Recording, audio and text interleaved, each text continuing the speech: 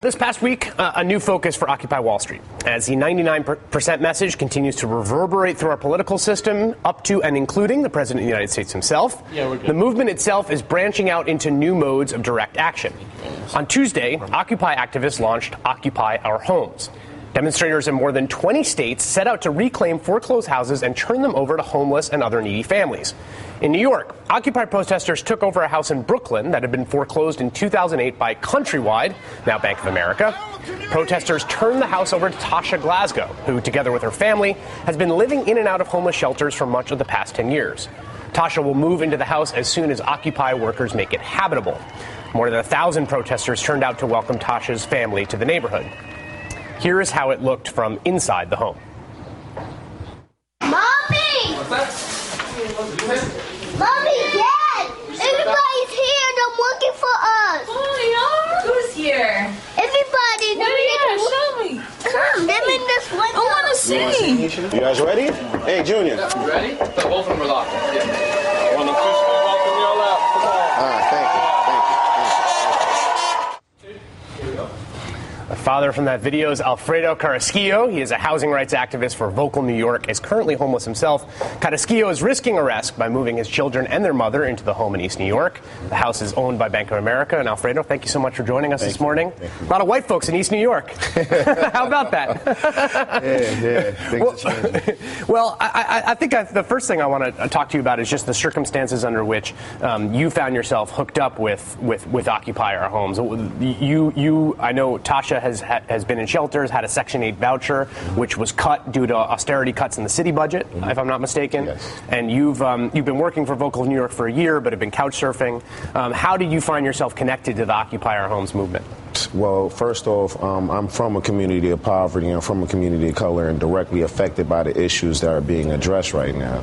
I've been a part of Wall Street almost since the beginning, advocating against police brutality and for a just and fair economy. So it only was just right that we came to this step right now. One of the things I thought was really interesting about the pictures from Occupy Our Homes, and particularly the action that happened out in East New York, and I made a joke about it just now, was, the 99% message, if there was a blog, and we are the 99%, and a lot of the stories there were about people who were very solidly middle class, had gone to four-year college and universities and had $100,000 in student debt. Right. People who are struggling under the kind of the social contract that a lot of middle-class folks sort of expected and is falling apart.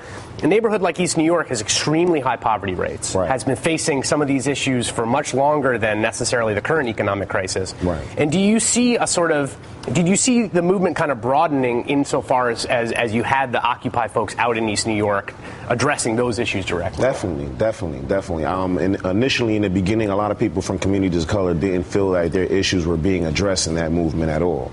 More currently, though, I give them respect because now they realize that we need to start addressing issues that communities are directly affected by, that have been dealing with these issues for a long time, and which is why they decided we need to start occupying homes, because homelessness is a big issue within our communities, especially dealing with foreclosures by big banks like Bank of America and Chase that are kicking out families and forcing them to be on the street and homeless. Are there a lot of foreclosed properties in East New York? Definitely. I mean, there's over 7 foreclosed homes on that block alone. Wow.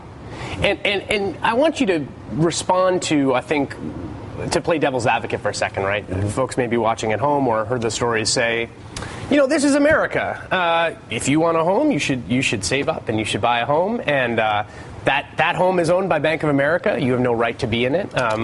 What's your response to people that say that? My response is this, that Bank of America has basically been one of the biggest criminals in history.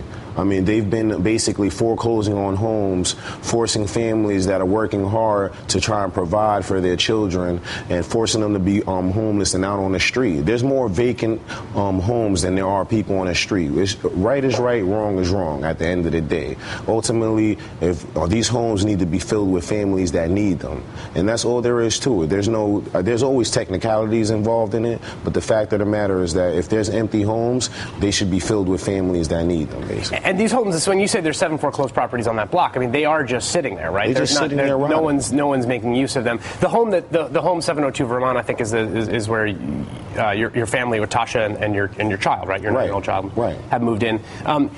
Logistically, how is that going to work? I mean, is the home habitable, or are folks going to fix it up? Well, obviously, it's not habitable at the moment. I mean, OWS has been great at helping out with this, as well as the grassroots nonprofit organizations. This is a coalition effort right now, and we have a core group of people that's been helping out to ensure that the home is being put back to place how it needs to be and be a safe environment for my children to be able to live in. And ultimately, this is not just about my family. I wanted to be clear. This is about improving the life of all families in these communities that are directly affected. We're here to improve the quality of life for these communities that have been suffering for a long time, and basically directly ensure that they get response right away, immediately. They get improvements now, not later on down the road, kind of thing. Do you feel that there has been a change in? I guess I want to ask you what your perspective is. You're from East New York, right? It's the neighborhood you grew up in. Well, I actually grew up in the South Bronx. Oh, you grew up in the South Bronx. I'm from the Bronx too. Okay. And you grew up in the South Bronx. I wonder, like, if you feel if your perspective on what has happened in a place like East New York during the duration of the financial crisis, have things gotten worse, or has it essentially been a kind of steady plateau of what life in a neighborhood like East New York and the South Bronx is? I would say that it got worse in different ways. I would say that at one point it was a thriving community with multiracial, and there was a lot more opportunities for people to be able to progress and provide for their family. More recently, though, being the fact that our economy is going down, I was going to use it. Yeah, I know. I saw you catch yourself, and I'm very appreciative that you caught yourself. Thank you. But, yeah, I mean, we all felt the same way. Thank you.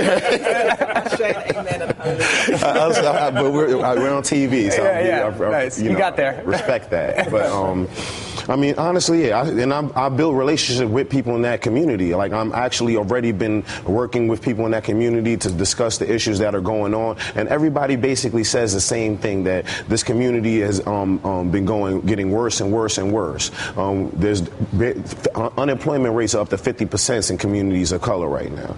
All right, foreclosures, and that East New York has the highest rate of foreclosures right now in New York City, which is why we chose that area to occupy. Right. So the fact of the matter is that we're trying to build those bridges and build solidarity between OWS and people of color in these communities. The final question I want to ask you is, Bank of America they've put out some statements about this. They don't seem to be making any moves so far. It's not like the sheriff has shown up at your door, but it could be the case that the sheriff does show up at the door where the mother of your child is and your children are. Right. What do you do then?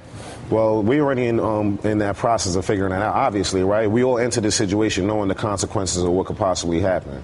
Luckily, though, we've been working a lot with Charles Barron, who's actually the representative of that district. Great guy. He's been really supportive of us. And I've been actually in the middle of negotiating with NYPD since I have so much experience with them, right?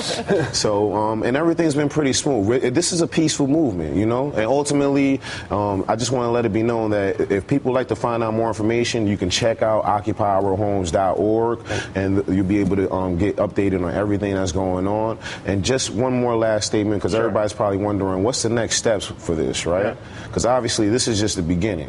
So I like to let everybody know that if you have any issues, because the whole point of this is to stop foreclosures on families that are in the process of being foreclosed on and kicked out of their homes, and also to put families back into homes that have been empty and not occupied. So if any families in East New York or around the city have issues with their landlord, they're going under foreclosure, they're homeless on the street, and they want to be put into a home, they should reach out to occupyourhomes.org, and we'll be more than happy to help them out, because this is about building solidarity and continuing this movement. Alfredo Carrasquillo, thank you so much for coming in this morning. I really do appreciate it. Thank you. Thank you. All right.